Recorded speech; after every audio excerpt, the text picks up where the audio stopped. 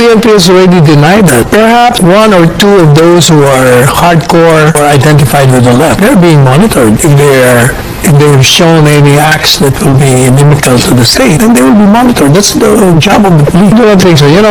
The teachers are one group that is this person is sensitive to their needs. In fact, he wants to increase their salaries, and I understand from Secretary Jokno, a few months from now, there will be a new salary hike. I remember right if the mother was a teacher. Maybe they're just paranoid. You must remember that he's identified as a leftist organization.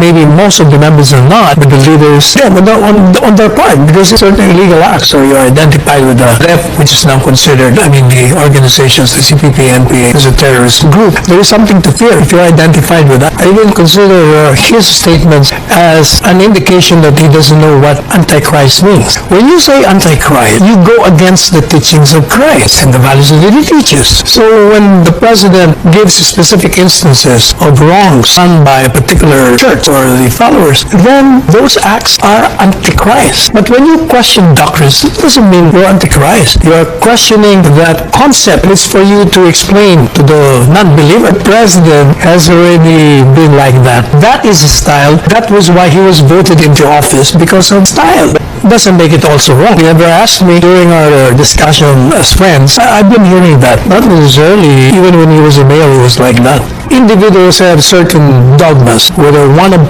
politics or religion, and you cannot deprive that particular individual to expound his views of that. As part of the freedom of expression. Part of it, I would not call that abusive. I call that intellectual discourse, questioning the validity of certain doctrines of your religion. When he speaks in general.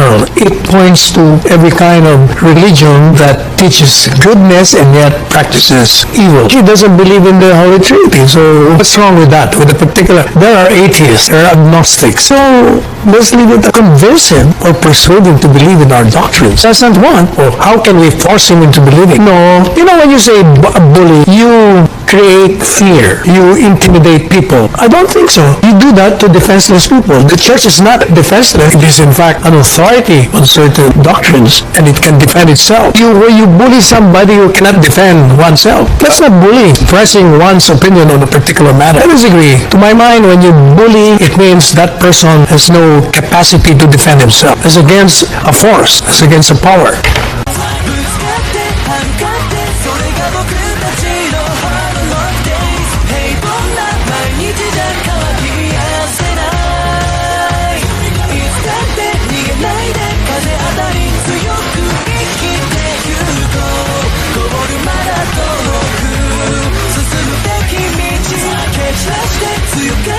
それが僕たちの